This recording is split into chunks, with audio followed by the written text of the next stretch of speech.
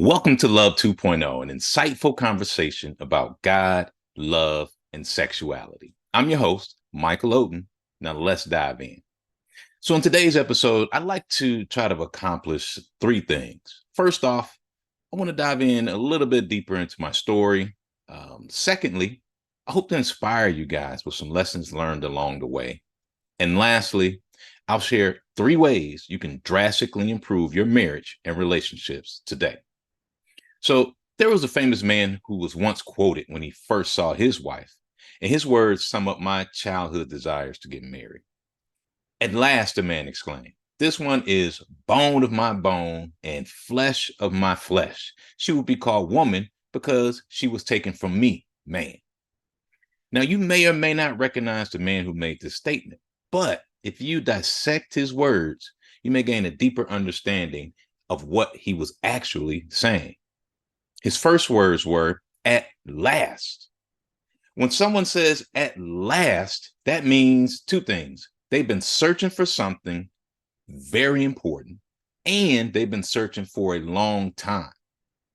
Now, if you look at his next words, this one is bone of my bone and flesh of my flesh. You'll see the man was really saying, oh no, excuse me, everybody. This one is mine. This one belongs to me. And with his last words, he claims and names his prize, just as anyone who has made a discovery would do. So ever since I can remember, I've wanted a wife. Just real talk, y'all. As a young boy growing up in the 80s and 90s in Detroit, Michigan, I can remember saying to myself, I can't wait to get a wife. Now, was it because I really understood what it meant to have a wife? No, it wasn't. Was it because I saw positive, healthy marriages around me growing up? Yes and no. Now, I grew up in a household with two parents. Um, Growing up, both of my grandparents were still married under one roof, and I saw other relatives who were married. But I can honestly say, as a child, I knew some marriages around me just honestly weren't healthy. Some couples hated each other and cursed each other out in front of me. Some slept in separate bedrooms indefinitely.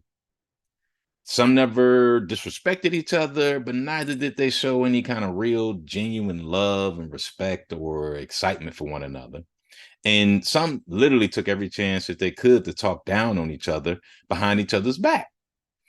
So, after much soul searching, I realized that the reason I wanted a wife was because as a young boy growing up in the 80s and 90s, I wanted a sex partner. And why did I want a sex partner? Well, in my childhood, unfortunately, pornography was handed to me via magazines, videos, tapes, pictures, colorful stories told by family members. So honestly, I wanted some, y'all. And the only way I knew how to get it was to have a wife. That's just real talk, just being honest. Now, as a side note, real quickly, our children today have even easier access to pornography, unfortunately. In my day, I had to shuck and jive to get my hands on it. But today, it's literally at their disposal, it's at their fingertips. If your child or grandchild's digital devices aren't governed by monitoring software, they're headed down the same path I went down. So check out an app called Questo. Again, that's Qustodio. It will easily allow you to prevent unnecessary online exposure for those you love and want to protect. All right, now let's get back to my story. So pornography was the major thing, but not the only thing that sparked and influenced my sexual desires as a child. I had an uncle, and his name was Luke, and he would visit after school via the cable lines attached to my house while my parents were still at work. We just hung out watching the jukebox on TV, singing songs like, "Hey, we want some." Y'all know the song. While watching beautiful girls model in bikinis. The whole time, my little heart was thumping and bumping. It was crazy. Now, I wasn't perfect growing up as a child, but thankfully, I didn't get too loose and wild before marriage. But I'll admit, family, I was ready. I was ready for love when I got married, all because of what I was exposed to in childhood. Be mindful that more is caught than taught in life. I just wanted to do everything I saw the couples doing in the movies and on the photos that I saw.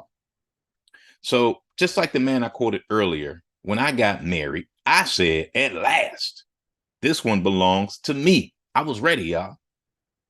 So if you fast forward in our story to February of 2018, Ayana and I are separated, right? So while sitting in my apartment all alone, I was praying to my creator for answers and direction. I wanted immediate and drastic results in my life. So to remind y'all, at that time, we had been married for 15 years, but our challenges started prior to us getting married. And it all started with premarital sex. Something was off from the jump. And those challenges persisted over the course of our marriage, but we didn't know how to deal with them. And to be honest, we simply blamed each other versus searching for the real issues. Now, during our separation, I started digging into the stories of my childhood and Ayana's. And eventually I realized three major things that I want to share with y'all today. The first thing I realized was the examples of marriage that I had as a child didn't serve me in creating the type of marriage that I desired for myself. Here's three quick examples of what I mean. I wanted a marriage that was full of intimacy, not just physical intimacy, but emotional and spiritual intimacy. I really didn't see that growing up. Folks just stayed together, but most weren't fulfilled. I also wanted a marriage that was full of fun. I wanted my wife to be my girlfriend and my best friend. I grew up without brothers. My father worked nights. So my sisters and mother had a lot of influence on me growing up. And so I learned to truly and honestly enjoy the company of women. Also, I wanted a marriage that would allow for open and honest communication. If there was a problem, I wanted to be able to address it immediately without fighting, right? Or separating, right? And I didn't see a whole lot of married couples talking and laughing with each other and getting through the thick and thin in a positive way. It was primarily strictly business. If it was a Sunday, the conversation was about errands and dinner plans or getting ready for school the next week or which grandparent to go visit. Now, the second major thing that I realized during separation from Ayana was that the married couples I had as role models growing up, they didn't even realize the influence their parents, grandparents, family, etc., friends, all of those folks, they didn't realize that the influence that they had on them. If they had realized the influence some of those examples had on them, I can't say for sure, but I'm positive they would have made a conscious decision to create a different kind of marriage and would have sought out roadmaps to lead them to better, healthier marriages. Now, the third and last thing that I realized during the separation from Ayana was that Ayana was not my enemy, right? Although we had challenges and we even disappointed one another sometimes, she wasn't my enemy. In fact, I came to realize that we were on the same team. It was during this time alone that I realized that the enemy was my enemy.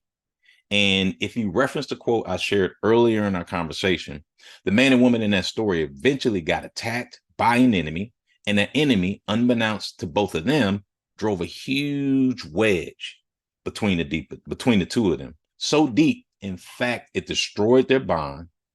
And that wedge cut so deep that they were even ashamed to be naked in front of one another. So it went from at last to, oh my God, I can't stand you. Don't even want to see you. So by realizing the real enemy in my marriage, I was able to see myself, see my story, see Ayana and her story from a brand new perspective. So with my newfound insight and wisdom, I realized three important things I want to share with you guys. First, my childhood experiences literally altered my natural course of sexual maturity. And unfortunately, the same thing is happening to a lot of young women and boys today. I was sexually active mentally way sooner than my creator had intended and designed. And my creator intended for my quote unquote sexual season of life to bloom when I got married, not in the third grade, which was actually my story. Also, I realized my wife's upbringing and marriage role models, or lack thereof, impacted how she communicated inside and outside of the marriage, in the bedroom. And my wife's biggest marriage role model was actually a TV show, y'all. The Cosby Show, to be exact, which I know a lot of us saw growing up, and it had a major impact on a lot of our lives. Now, that was a great show, but it wasn't meant to teach children all they needed to know about having a successful marriage of their own. And then lastly, I realized that my wife's experiences as a survivor of childhood abuse, my premature exposure to sex, was like gasoline and fire coming together. It was an explosion waiting to burn a hole into our marital union. So unfortunately for Ayana and I, it took 4 years of dating and 15 years of marriage to realize our childhood experiences set up our marriage to fail. Now, we hope it doesn't take as long for you to realize how your childhood impacts your marriage. And so we'd like to share 3 ways with you today that you can drastically improve your marriage and relationships and begin a new season. So, first off, we encourage you to gain a deeper understanding of your childhood by asking yourself how your childhood experiences impacted who you are, your behaviors, and your expectations and desires, and how you show up in your marriage today. Secondly, we want to encourage you to gain a better understanding of the influences in the lives of those who heavily influenced you, right? So ask yourself, have you allowed the influences of your life's role models to influence and dictate your actions as an adult? Prime example, generally what happens if someone saw someone being abused, they may become an abuser themselves.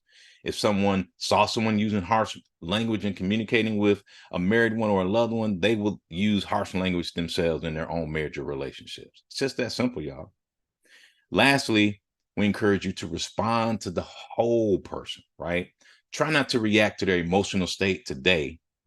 Ask yourself, have you wrongfully labeled your spouse or their actions as your enemy, right? I challenge you to reflect on the childhood stories shared by your spouse and ask yourself, are these experiences disabling your spouse from being the best? Now, if you honestly ask yourself these questions, you may realize, like I did, the challenges that exist in your marriage, for the most part, are the wake of missed childhood lessons and the design of misguided influences. Now, by answering these questions, you will be able to make a conscious decision on how you want to engage with yourself and with your spouse.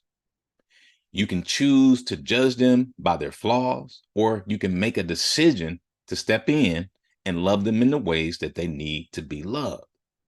And then, most importantly, by asking yourself these questions, you can drastically improve your marriage and relationship today.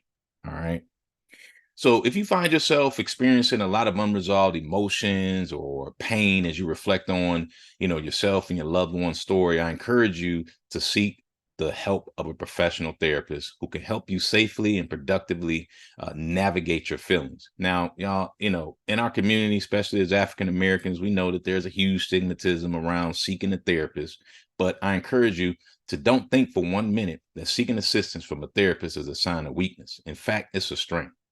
And look at it like this, y'all. Seeing a therapist to talk through thoughts, emotions, experiences, etc. through your life is like seeking a mechanic to tune up your car, or a hairstylist, to get you ready for that big event, or an annual checkup to make sure, all is good with your health.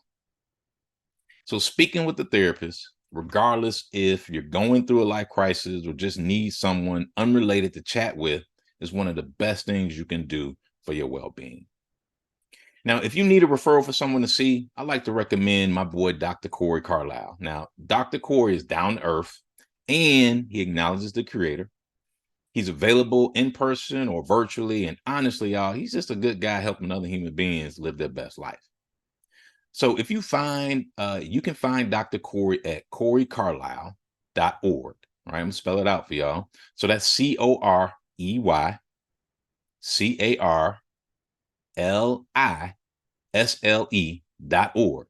Tell them Mike and Ayana Odin sent you. And before I go, y'all, I want to remind you that Love 2.0, this is not about Mike and Ayana, right? We're simply taking the first steps and being courageous and sharing our story. But Love 2.0 is really about how all of us can begin to see one another through the creator's lens so we can strengthen and deepen our marriages and relationships. And it's to encourage all of us to rethink how we love one another. So in the comment sections below, we invite and encourage you to share your story. All of us have one, right? All of our stories are meant to help and inspire others.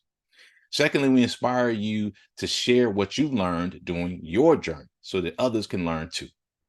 And then lastly, we encourage you guys to share helpful tools and resources that can lead us to a better life, the life we truly deserve and desire. right? So that's love 2.0, y'all. I'm your host, Michael Oden. Hope you guys have a great day. Until the next time, talk to you soon.